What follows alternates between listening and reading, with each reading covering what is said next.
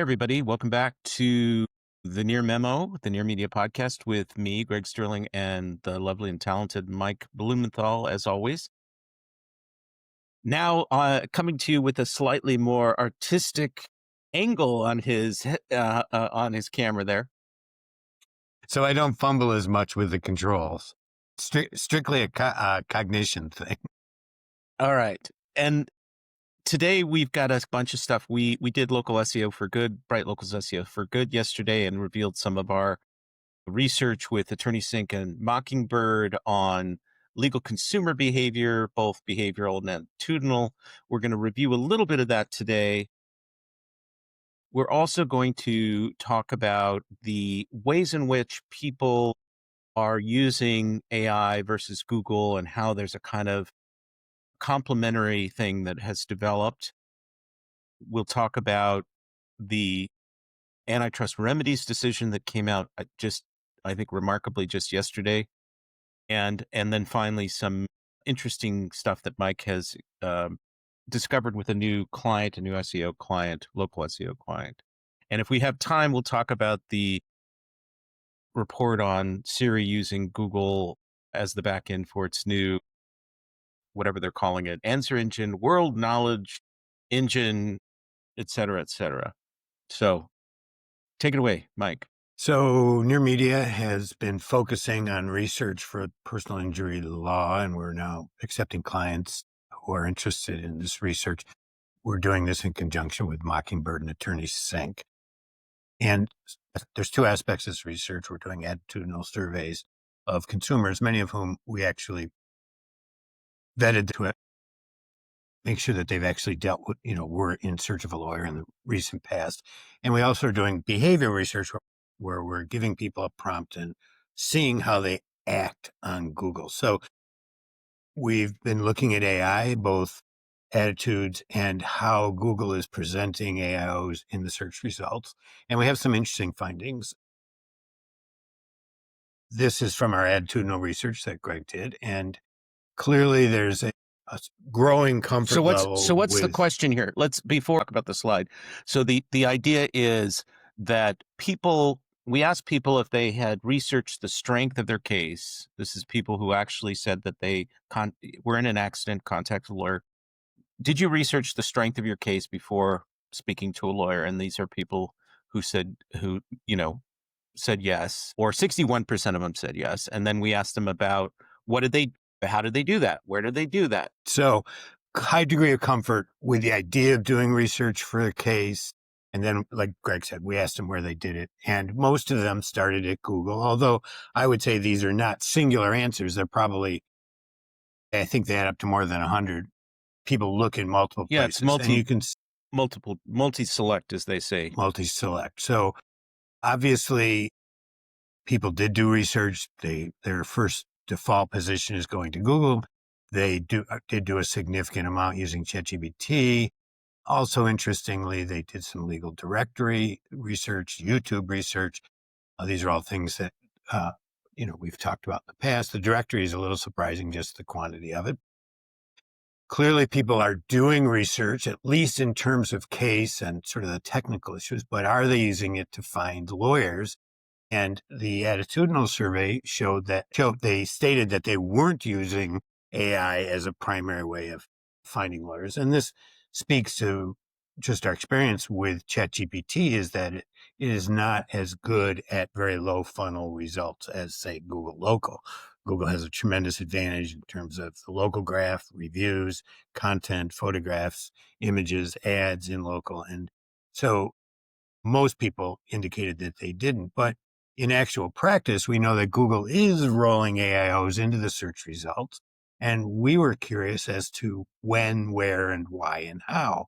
So on this chart, if you're watching, you can see these are the number of words in a query is in the column chart.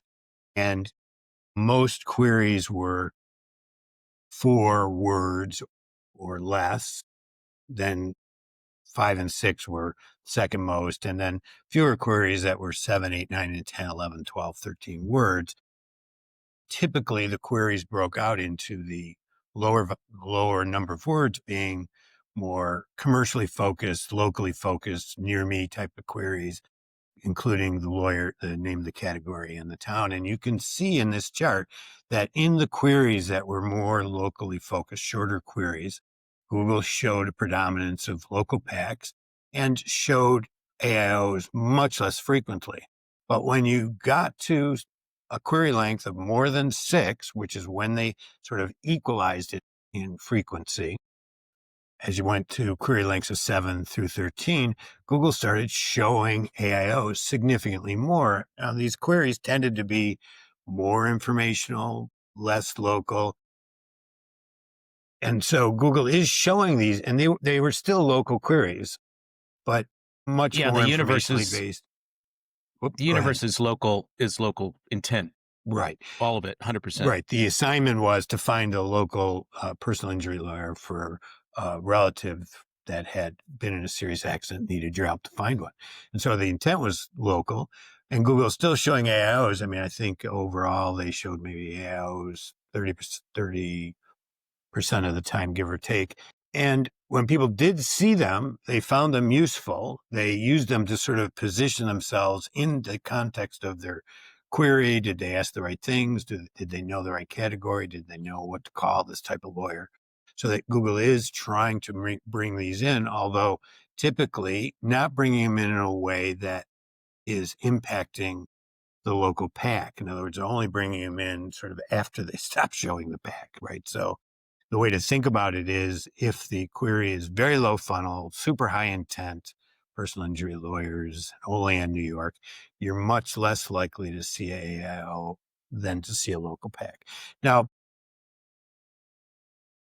one comment, though, was that when people did see these results, they responded to them very positively.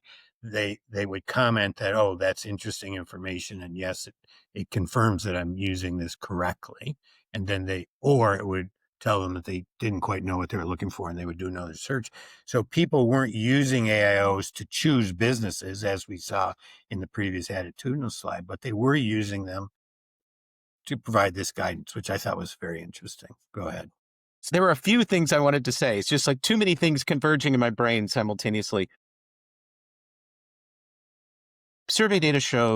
Proprietary survey data shows that people like AIOs. They like the user experience of AI. They like the conversational experience, and they like AI overviews. I think overwhelmingly.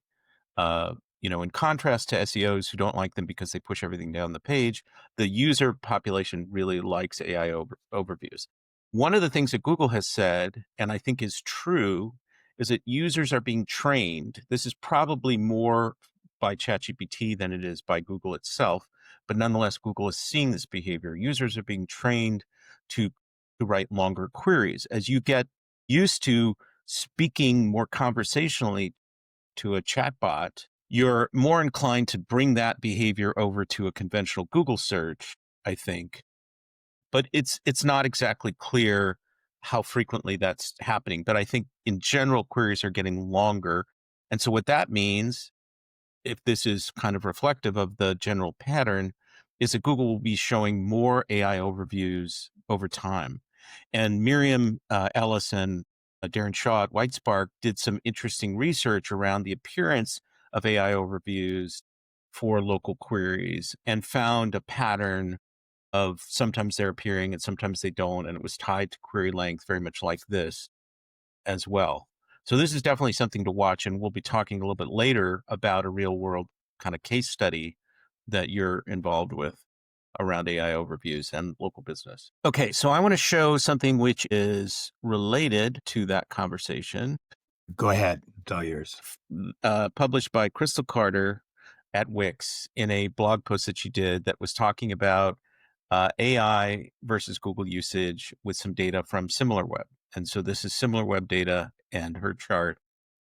Basically, what it shows is Google users over time as stable, and this is consistent with what Rand Fishkin has shown using Data's clickstream data, desktop clickstream data, and growth in AI users. So we've got steady growth over time of AI, but stable Google user counts. what has emerged is a kind of complementary usage pattern, which I think Mike was illustrating to some degree in the distinction between people doing legal research with AI, but not using AI to find a local lawyer. There's a kind of top of funnel, bottom of funnel phenomenon going on where people are making these kind of discriminations between what AI is good for and what Google is good for. And I think it's very interesting, and there's a lot of nuance there, and it's evolving. I think it's wrong to say, as some people have argued, that nothing is changing with Google and that Google is untouched by ChatGPT. I mean, clearly the whole reformulation of the Google product is a argument against that position. But I think there's a Yes, lot of go ahead. 2 points. One is, I think, Google is the big question is, can Google get to a compelling chatbot as a search result before ChatGPT gets to compelling local results as a search result? So that's one issue. There was a second issue, totally gone at this point.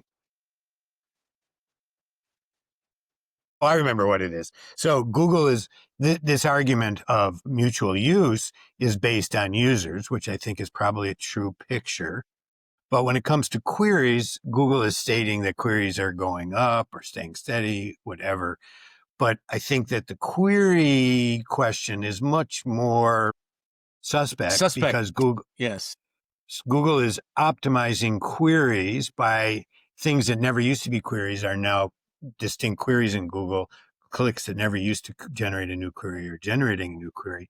So you can't totally, the query totals that we see today do not directly relate to the query totals we saw last Right. year. Not And so apples the to question apples. of query totals is another issue. And so I know we've personally talked about this, and our behaviors are such that a lot of, our queries are mixed between a chat GPT and Google, and they go back and forth, and then you do some here and some there. So I'm still a user of Google, and so I'm, in the both camp here, and I think many people are.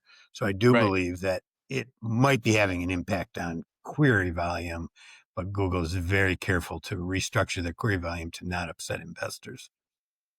Interestingly, I'm just having all kinds of deja vu, so I don't know who I've spoken to about this or who knows what. But interestingly, this is from survey data, among heavy AI users, defined as people who use AI multiple times a day versus daily, weekly, monthly, they tend to see Google, or traditional search is the way that we framed it. Traditional search, which is a stand-in for Google, and AI, which is a stand-in for ChatGPT, as distinct tools. They are less likely to say they are a replacement for one another. Less heavy, less frequent AI users are more inclined to say that more or less search and AI are kind of interchangeable. But heavy AI users, who are more sophisticated, presumably just through exposure and use, are more inclined to say that they're different and to implying this sort of complementary usage pattern. And at least in the case of local, I've said this before, at least in the case of local, when people do local searches on AI, which is not as frequent a use case as some, like product research is much more frequent, they will go to Google after that to get reviews, information, contact details, maps, and directions. And, it's clearly in my mind a statement about product weaknesses on the ChatGPT side, And to some why they extent, can, product weaknesses on the Google side. well, for sure. I mean, right. Yes. And so this is Google's challenge, obviously, that you talked about in a slightly different way. Can Google get to a compelling chat experience before ChatGPT, kind of catches up in local? It's a it's a it's a this is why we have 3 or 4 different Google AI experiences running around, because they're trying to figure out how to integrate AI and Google search in a way that isn't totally disruptive of their ad machine and totally kind of off-putting to users, you know.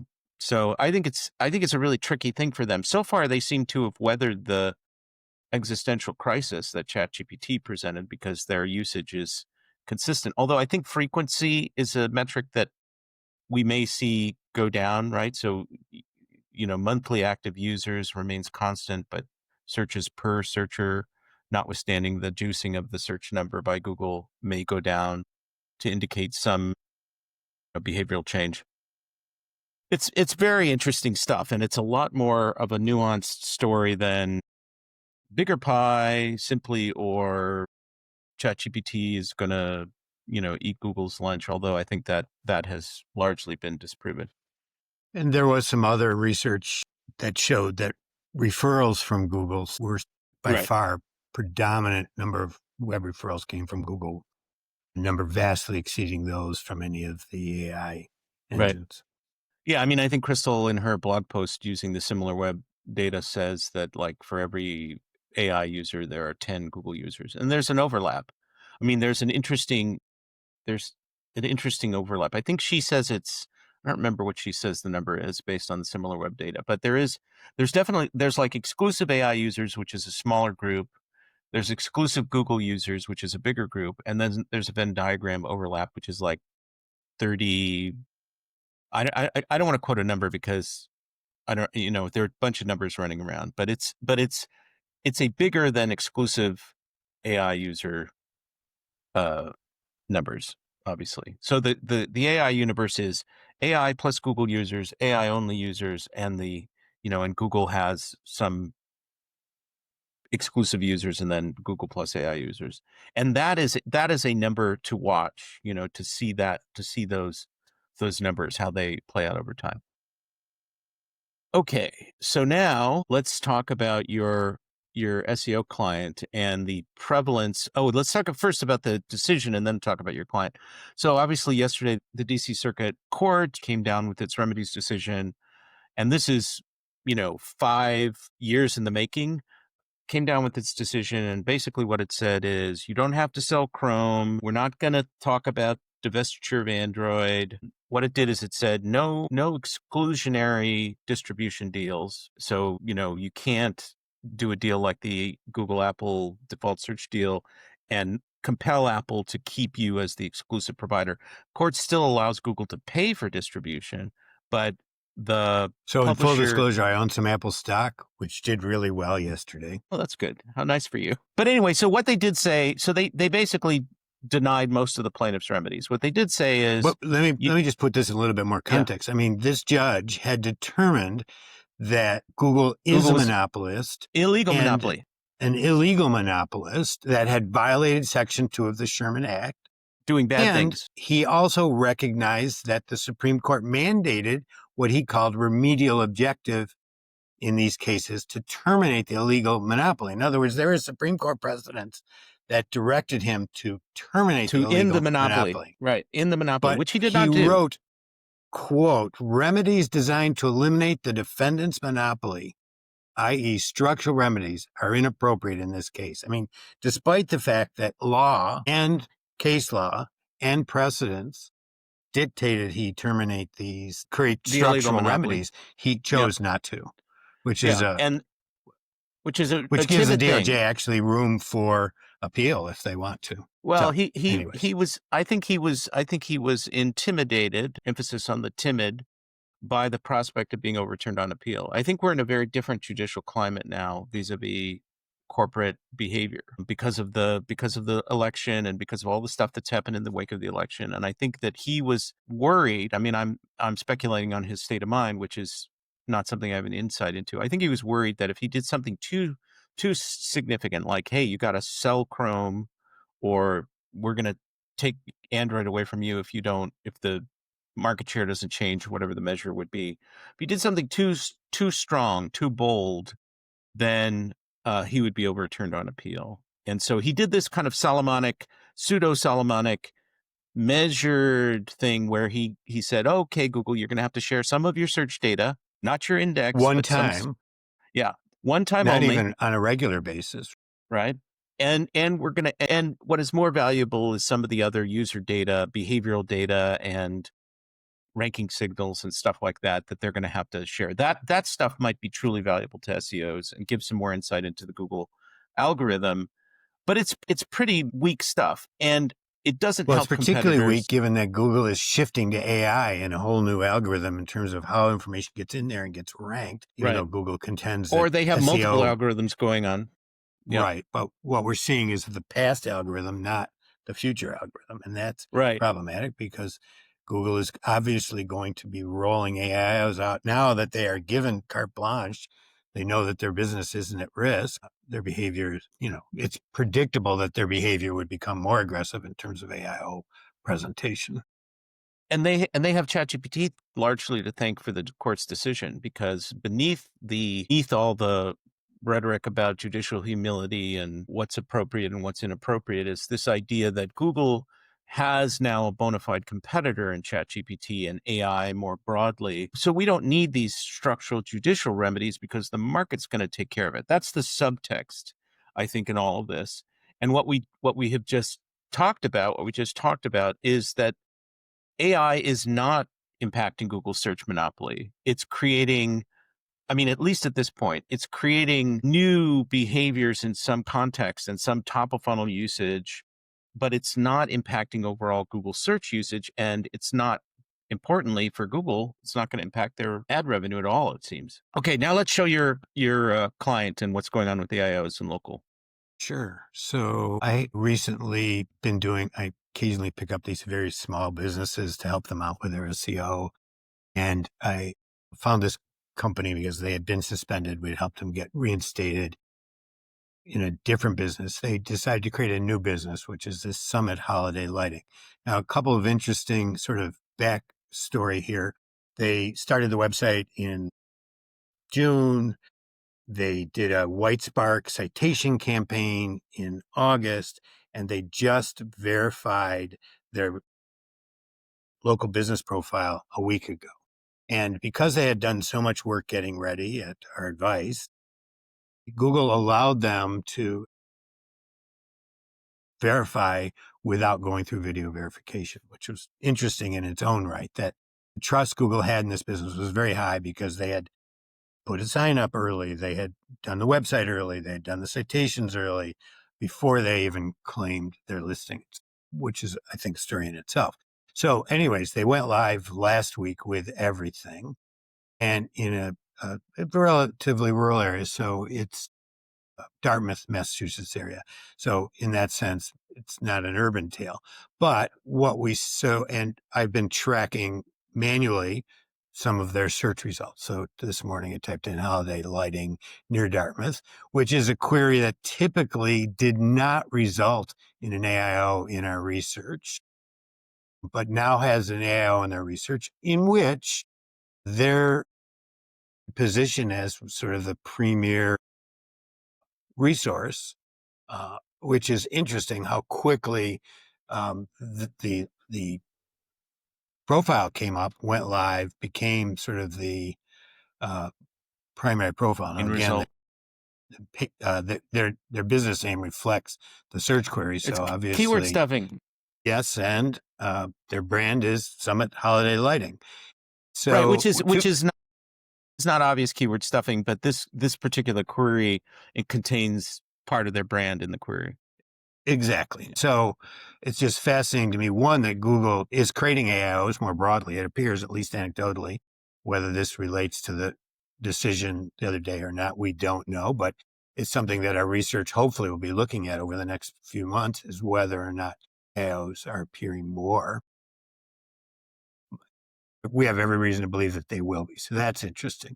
It's interesting they were able to get a local pack without having to do video verification, and that it, you know, is so highly visible in the search results so quickly. So case study, whether it's indicative of what's coming in terms of AIOs being more present.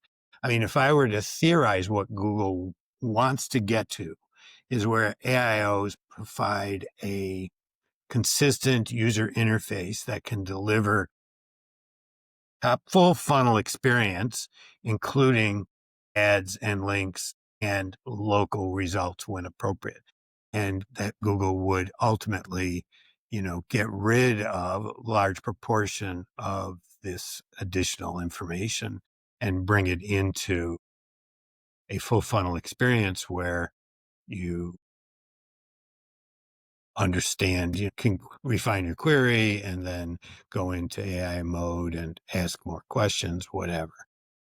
But who knows where this is going or when it will get there.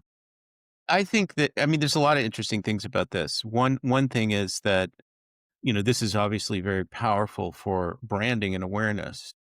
And it becomes like a sort of a quasi Wikipedia entry for the company if you hit it just right. And this, if you get a single company that sort of it comes up either in a brand query or a quasi brand query like this, I think it's very effective for them, and it creates a kind of awareness and memory in the user that you're not going to get just from a link in an Right. And we organic, saw that in in a our research where people would use an AIO, pick a name out of the AIO, and then find that do a business, brand query, do a right? brand query, find them through local, whatever. We saw that behavior. And I think this is where Google wants to go. Obviously, this is deficient in terms of, there's no images in it, there's no reviews in it, all the things that people have grown accustomed to and seem to like. No ads in it on top of that. I agree with you that they're going to that they're trying to create, I think, a predictable and consistent experience around AI overviews, and I think they will push more and more and more of them into results. The challenge for Google is obviously ads. I mean, they're going to put ads in, they're putting ads in AI overviews. So they're going to have to, if you push the ads down the page, then they're going to be fewer clicks. So they're going to, obviously that's a consideration for them. I do think that there may be a merger ultimately of AI overviews and AI mode, where they bring an AI mode experience into the AI overview. And so you can just interact with it a whole bunch and you get a more complete result, but that remains to be seen. It's interesting that this AI overview didn't give me the choice of going into AI mode. I'm not sure why that is. Well, maybe they see no reason to because it's a kind of a single brand Right. result. But you're right. Although It is there is interesting. some disambiguation because it's holiday lighting an event or a professional service, right? So we're Well, and seeing then there's some, and then there's Google's tendency to show you competitors, right? So you could imagine a scenario where somebody does a brand query and they get a Wikipedia-like entry. This is all the information you need to know about this particular company. And then they say, here are some competitors in the space. You could very easily imagine that there uh, yes, absolutely. going on, which would be bad for the particular brand. There's also the thing which we should reserve for another time, which is very interesting, is the web. I forget what they're calling it, the web results. Which is yet another AI style experience where they're clustering results, kind of like an AI organized page.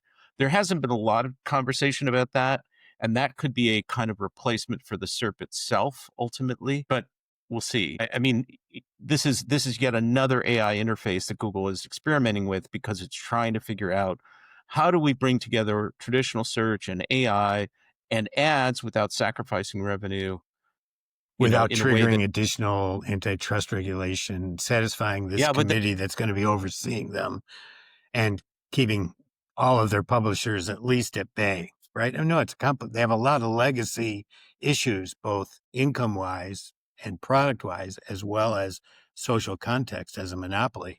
There's a lot of legacy issues that they have to thread that makes their life much more complicated. I mean, ChatGPT works on the ask for forgiveness, not permission. Google is forced into a much more, I hesitate to say responsible, but position. Let's put well, responsible in air it's only quotes. compelled responsibility. I think Google's ultimate objective beyond preserving and increasing ad revenue, which is its primary reason for being now, is to reclaim all the ChatGPT users. So they want to build up their AI experience to the point where people don't have to go to ChatGPT to get that experience. They can do it on Google. They can get, the traditional search results. And, I would argue that I mean, we've talked about the better quality of data that Google has in local, but I would argue their main competitive advantage now, and the reason why giving up their index sort of a version of their index once, and all this user data is not going to be meaningful, is because their advantage is brand inertia, habituation. Well, they have a huge advantage in their knowledge graphs, and the graphs Yes, were not part of what they're giving up. that's the one. That's the one real advantage. Let's carve out YouTube as a separate thing. The one real Totally advantage separate, they but a have, huge advantage nonetheless, right? I mean, it's like well, the it's third not a leg. reason people use Google search exactly. I don't No, think. but it's a reason people use Google. I mean, as you saw, as many people are using YouTube for research as ChatGPT. Yeah, but I mean, Give or take. YouTube has we're digressing into YouTube. This is a kind of like a separate discussion, but Yes, I think we should wind up. There's other stuff to talk about, but we should wind up. I we think that the should. main thing that Google has, local is the knowledge graph, the local guides, the local data, all of that is a very real advantage. And putting aside YouTube, I would argue their exclusive real competitive advantage. Now, from some sort of empirical standpoint, but their true competitive advantage is their brand trust, their brand strength, and the laziness and inertia around usage. People use Google because it's familiar, it's comfortable. It's just like buying Heinz ketchup in the store or whatever. They just do it. They've done it. They've always done it. This is what they know. It's working for them. And that's what all these default distribution deals have been about, is just putting Google in front of people at every turn to reinforce usage and make it switching costs harder. There's a learning curve, and there's cognitive load involved in switching costs. And Google has just made it easy for everybody to keep using Google all this time. iPhone, Android, which is based on historically coercive contracts with Android partners, Chrome. Why would I use anything else? I know Google. I'm comfortable with it. I'm familiar with it, and I trust it. I didn't say anti-trust it. I said, and I trust it. And with Anyway, that, we wanted to talk about Siri and the report in Bloomberg that Google might be the Intel Inside for Siri's new answer engine, world knowledge machine, whatever they're creating. But we'll have to leave that for another time. So thank you for indulging us again, as you do every week. We really appreciate it. Let your friends know, and hopefully you'll join us. We've got Anna Martinez coming up in a future podcast. She's the CTO of Uberall. She'll be talking about AI and local search, and also AI in the organization. That should be very interesting. We'll have other special guests coming soon. and if you're interested in more information about our legal research, just reach out to research@nearmedia.co. Thank you very much for joining us.